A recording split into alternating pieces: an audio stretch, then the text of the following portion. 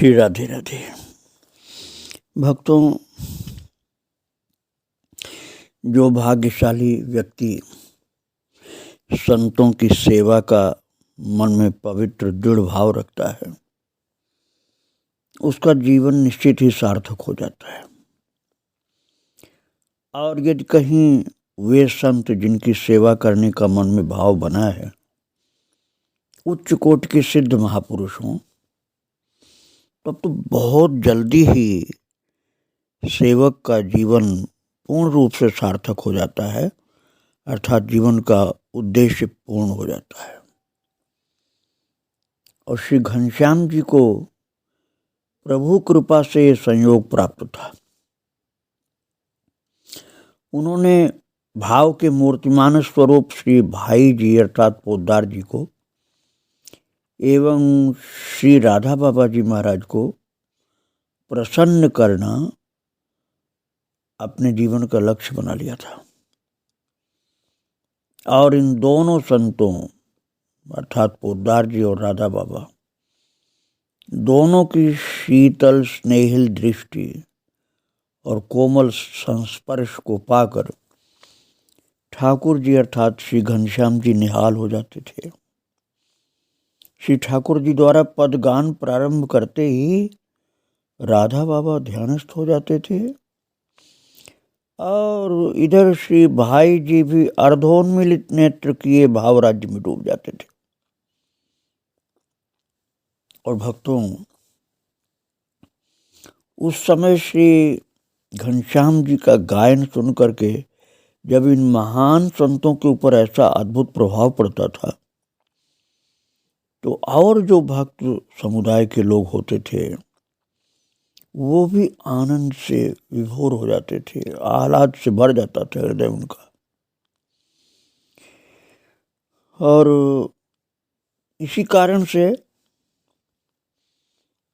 श्री ठाकुर जी को गोरखपुर में रुकने का बड़ा प्रेम और अनुग्रहपूर्ण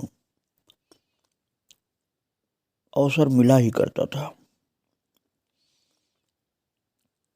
ठाकुर जी गोरखपुर में रुके, राधा बाबा और पोद्दार जी की कृपा प्राप्त हो रही थी। एक दिन अवसर पा करके उन्होंने बाबा से एकांत में कहा, राधा बाबा से, घनश्याम जी बोले कि मेरा मन अब जागतिक कार्यों में नहीं लगता, भजन करने की इच्छा होती है। और भक्तों, पूज्य राधा बाबा तो पूर्व से ही इनके लिए ऐसा संकल्प कर चुके थे कि इनका जीवन अध्यात्म की ओर बढ़े।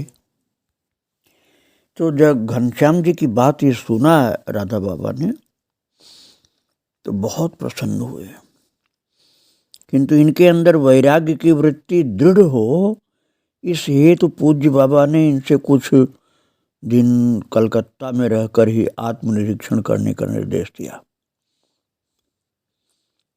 और पूज्य राधा बाबा ने कहा, देखो ठाकुर, भागवत पथ अत्यंत कंठ का कीर्ण होता है।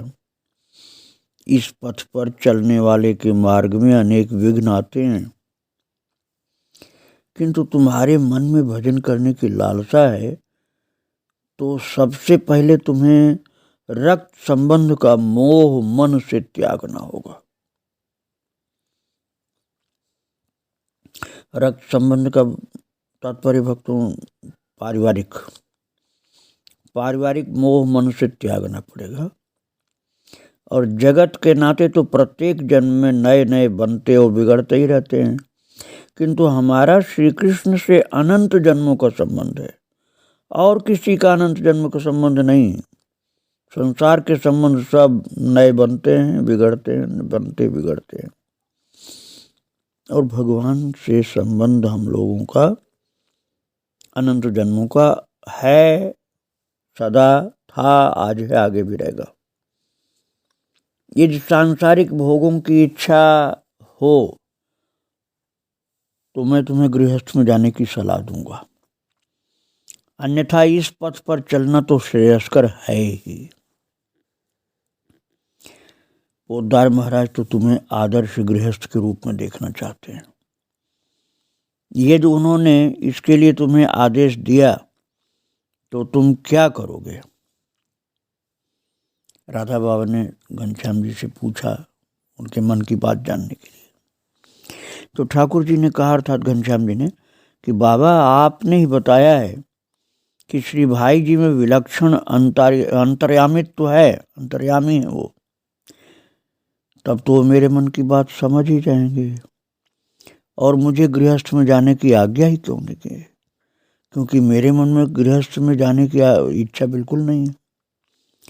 ये जो उन्होंने आज्ञा दी भी, तो मैं उनकी बात क्यों मानूं जो मेरे मन भावन को नहीं ठीक लगता है।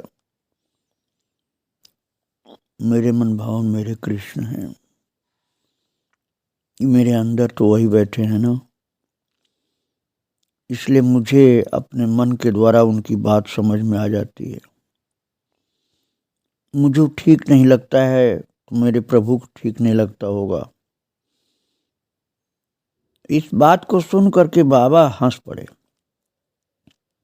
श्री ठाकुर जी को पूज्य भाई जी के पास ले जाकर बोले, देखिए आपका घनश्याम क्या कहता है, और उनसे सारी बात कह दी। जो घनश्याम जी से बात हुई थी राधा बाबा की, वो सब बात बता दिया। भाई जी ने कहा, ठीक ही तो कहता है, मैं इसे गृहस्थ में जाने के लिए कहूंगा ही क्यों। इस बात को सुन करके ठाकुर जी आश्वस्त हो गए। इस बार मन में साधनात्मक लक्ष्य को ध्यान में रखते हुए श्री ठाकुर जी कलकत्ता के लिए रवाना हुए। कलकत्ते जा करके श्री ठाकुर जी ने सब में भगवत दर्शन की भावना का गहरा अभ्यास किया, जो कि भाई जी की एक खास विशेषता थी। उसी में लगा दिया भाई जी ने इनको। भगवत दर्शन की भावना सब में, इसका बड़ा गहरा अभ्यास किया घनश्याम जी ने। बहुत कम बोलते थे, किसी रूप पर दृष्टि जाने पर उन्हें अस्थिपंजर ही दिखाई देता था। हड्डी का ढांचा दिखता था, जहां रूप का आकर्षण हुआ तुरंत हड्डी का ढांचा दिखलाई पड़ने लग जाता था। देह उन्हें मलमूत्र की थैली जान पड़ती थी। अच्छा खाना पीना व शरीर को सजाना संवारना उन्हें बिल्कुल नहीं सुहाता था। एक दिन श्री ठाकुर जी ने वैद्य जी से श्री वृंदावन धाम जाने की इच्छा प्रकट की और वैद्य जी ने पूज्य भाई जी से पत्र द्वारा अनुमति मांगी। पूज्य श्री भाई जी ने उत्तर लिखा, ठीक है, ठाकुर को वृंदावन भेज दीजिए और आप भी ठाकुर के साथ सपरिवार श्री वृंदावन धाम में जा करके वास कर सकते हैं, क्योंकि आपके मन में भी बहुत दिनों से ऐसी इच्छा थी। तो ये संयोग भी अच्छा बन गया है। भाई जी का वो पत्र पढ़ करके वैद्य जी बहुत प्रसन्न हुए। उन्होंने झटपट वृंदावन धाम में आने की तैयारी कर ली भक्तों, और ठाकुर जी के साथ श्री धाम वृंदावन आ करके घनश्याम ठाकुर जी और वो वैद्य जी कलकत्ता वाले जो थे, वो वृंदावन में निवास करने लगे। और श्री वृंदावन धाम में आकर के श्री वैद्य जी ने सेठ विधि चंद्र भालोटिया के मकान के गैराज में अपना आयुर्वेदिक दवाखाना खोला और सेवा कुंज के निकट किराए पर मकान लेकर रहने लगे। संयोग से ये किराए का मकान उस गंगा मंदिर के बगल में ही था जिसमें परम पूज्य संत श्री महाराज जी अर्थात श्री बाल कृष्णदास जी महाराज निवास करते थे। भक्तों, अब ये दुर्भाग्य की बात है कि गंगा मंदिर उस रूप में अब नहीं है। मैंने बहुत खोज किया था, जल्दी कोई बता ही नहीं पाता था। जब मैं किसी तरह से पहुंचा यमुना जी किनारे गंगा मंदिर जो है गली के अंदर, तो वहाँ देखा मल्टी स्टोरी बिल्डिंग बन गई है तमाम। गंगा मंदिर का केवल गेट बचा है बस, और सब जमीन वहाँ की बिक गई और लोगों ने व्यापारिक दृष्टिकोण से तमाम आवास बना लिए, बहुमंजिला इमारतें। आप जाएंगे खोजने के लिए तो आपको बहुत मुश्किल से मिलेगा। चीरघाट से जब आप चलेंगे समझ लीजिए इमली तला जो है, चीरघाट से इमली तला की तरफ जब आप चलेंगे तो बाएं हाथ पर एक गली के अंदर पड़ता है गंगा मंदिर। वो गंगा मंदिर का केवल गेट बचा और कुछ नहीं हुआ, और अंदर की जमीन भी लोगों ने अपने काम में ले ली। किसी जमाने में, जबकि बात मैं आपको बता रहा हूँ, वहाँ बहुत सुंदर गंगा मंदिर था, जो अब सब दूसरे काम में लोगों ने ले लिया। तो उस समय जबकि बात मैं आपको बता रहा हूँ, श्री घनश्याम जी और वैद्य जी आए थे कलकत्ता से रहने के लिए, तो उन्होंने सेवा कुंज के निकट किराए पर मकान लेकर रहने लगे थे। तो वो मकान जो था गंगा जी मंदिर के निकट में था, और वहीं श्री बालकृष्ण दास जी महाराज रहते थे, जिनका चरित्र मैं आपको सुना चुका हूँ 2 भागों में। श्री गंगा मंदिर यमुना पुल के बिल्कुल निकट राणापत घाट से लगा हुआ। अब आपको राणापत घाट भी जल्दी से नहीं मिलेगा। जो पुराने बुजुर्ग लोग हैं उनसे ही आपको राणापत घाट मालूम होगा, प्रसिद्ध अब नहीं रहा वो। तो राणावत घाट भी बोलते हैं, राणापत घाट भी बोलते हैं, लेकिन वो बहुत खोजने पर ही मिलता है। वो वहीं पर अति प्राचीन मंदिर गंगा जी का। तो इसमें भगवती गंगा की मनोहर प्रतिमा विराजमान थी, लेकिन मैं गया था भक्तों तो दर्शन मुझे नहीं हो पाया, क्योंकि वो गेट खुलता ही नहीं है। गेट में ताले लगे हुए हैं और नहीं खुलता है, ऐसा मुझे वहाँ के लोगों ने बताया कि अब यहाँ कोई आता नहीं, कोई रहता नहीं, और ये बंद है और कोई भी खुलता नहीं गेट। ये समय की बात होती वक्तों, जहाँ इतने बड़े महान पुरुष रहे बालकृष्ण दास जी महाराज, अब वो जगह दर्शन को नहीं मिल पाती। तो इस मंदिर में पहले प्रसिद्ध संत श्री राधा रमण चरण दास जी महाराज, जिनका चरित्र मैं आपको कई भागों में सुना चुका हूँ, कम से कम 10 भाग में। राधा रमण चरण दास जी अर्थात पूज्य बड़े बाबा जी, वो उसी गंगा मंदिर में पहले रहे भक्तों, कुछ दिन भजन किया था वहाँ।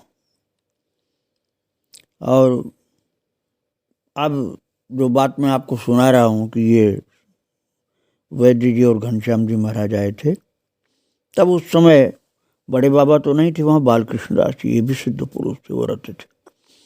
इन्हीं संत का अनुभूत लीला साहित्य श्री ठाकुर जी ने रीवा में सेठ श्री रामेश्वर प्रसाद जी अग्रवाल के यहाँ पढ़ा था, और मन ही मन उन्हें गुरु रूप में वर्ण करने का निश्चय भी कर लिया था। वो जो चरित्र पढ़ा था लीला का, मैं आपको सुना चुका हूँ। कन्हैया और राधा रानी की लीला की बात थी भक्तों, पहले आप सुन चुके हैं। तो उस लीला का अनुभव हुआ था बालकृष्ण दास जी को। वही पढ़ने के बाद ठाकुर के मन में आया था कि इन्हीं महाराज जी से मैं दीक्षा लूँ। श्री लक्ष्मी नारायण जी वैद्य को पूज्य महाराज जी की उच्च भगवदीय स्थिति के बारे में वृंदावन के अन्य साधकों के द्वारा धीरे धीरे पता लग गया, इसलिए वे कभी कभी पूज्य महाराज जी के दर्शनार्थ गंगा मंदिर जाते थे।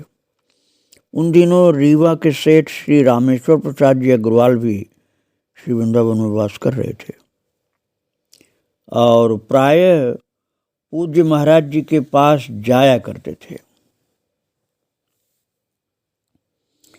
और इस प्रकार से उनकी कृपा भी प्राप्त करते थे। तो भक्तों, एक दिन श्री ठाकुर जी ने इनसे मिलने पर पूछा कि उन महापुरुष जिनका लीला साहित्य आपने मुझे पढ़ने को दिया था वो वृंदावन में कहाँ रहते हैं? तो श्री रामेश्वर जी बताए कि गंगा मंदिर में ही इन संत का निवास स्थल है। तब श्री ठाकुर जी ने रामेश्वर जी से आग्रह किया कि कृपा करके उन संत का दर्शन करा दें। उचित अवसर पाकर एक दिन रामेश्वर जी उन्हें अपने साथ पूज्य महाराज जी के दर्शन हेतु गंगा मंदिर पधारे, बालकृष्णदास जी महाराज के दर्शन के लिए। और श्री ठाकुर जी ने देखा कि 35-36 वर्ष की अवस्था के एक तेजस्वी महात्मा अपने आसन में विराजमान है। इनका वर्ण श्याम है, साधना में तपा हुआ इनका एक हरा शरीर अच्छी लंबाई लिए हुए है। ये अपनी मस्ती में कुछ झूम झूम से रहे हैं।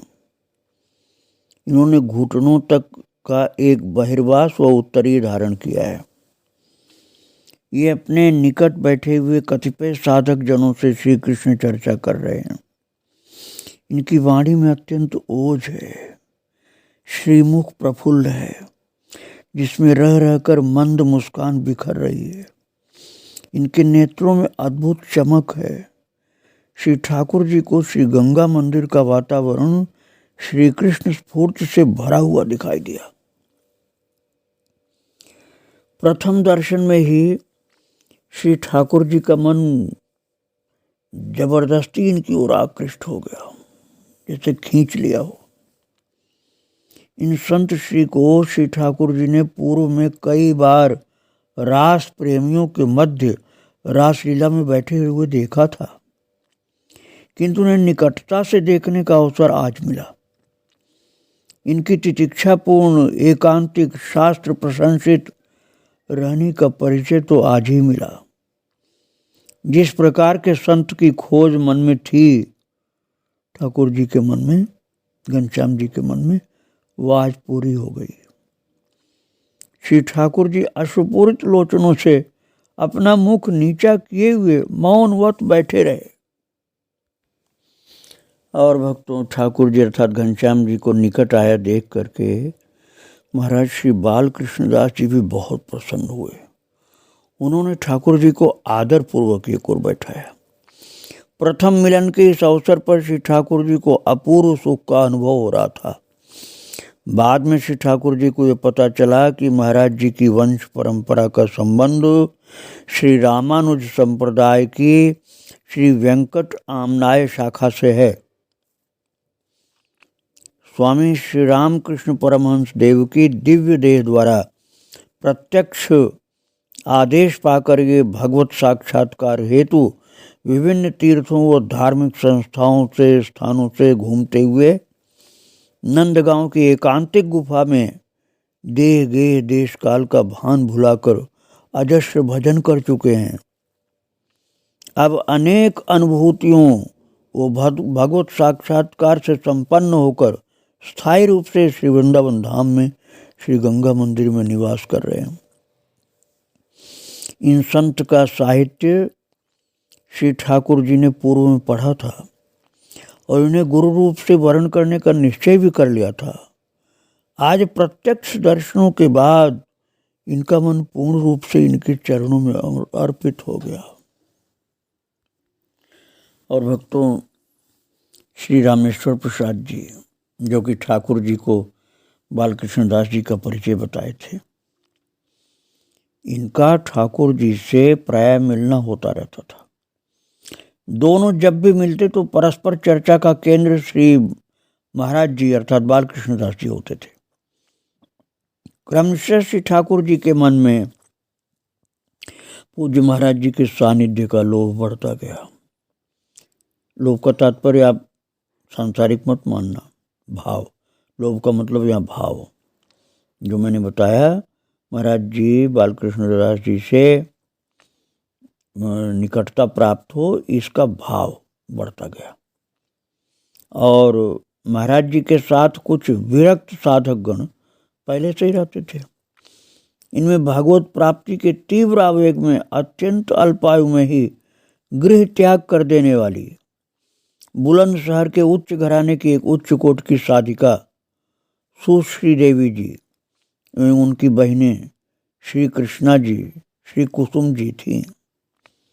और इनके अतिरिक्त नर्मदा तीरस्थ महिष्मती नगरी महेश्वर के राजपुरोहित घराने के ज्वलंत वैराग्य से परिपूर्ण नवयुवक श्री मनोहर दास जी एवं एक पटवारी दंपति श्री मोतीराम जी, वो उनकी पत्नी सहित कुल 6-7 व्यक्ति थे।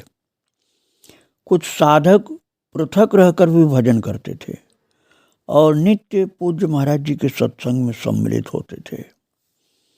मधुकरी वो सस्ती साग सब्जी ही इनका आहार था।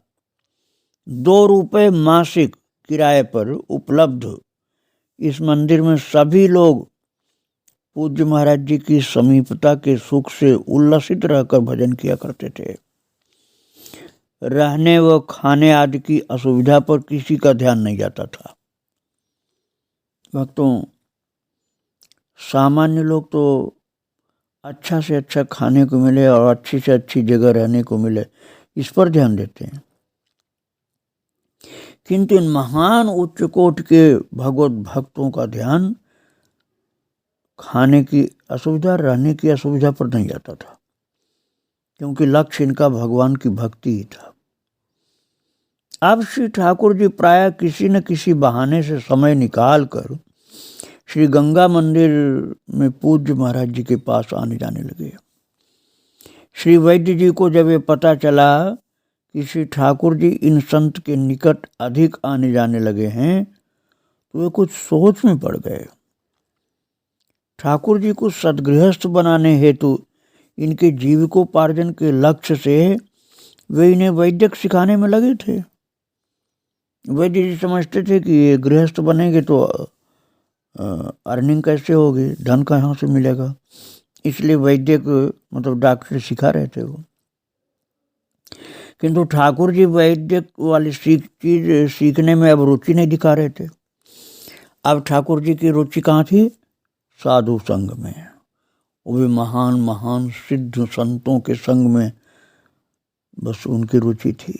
घनश्याम जी इन महान उच्चकोट के संतों के ही साथ रहने लगे थे। भक्तों, श्री ठाकुर जी अर्थात घनश्याम जी अपने परिवार से तो उपराम थे ही, उधर किसी से उनका लगाव नहीं था, और अब वैद्य जी के परिवार के भी नए स्नेह बंधन में भी नहीं बदलना चाहते थे। यद्यपि इस परिवार के प्रति इनके मन में सम्मान का भाव था, आदर का भाव, किंतु अब उनके जीवन का दूसरा ही पथ निर्धारित हो चुका था।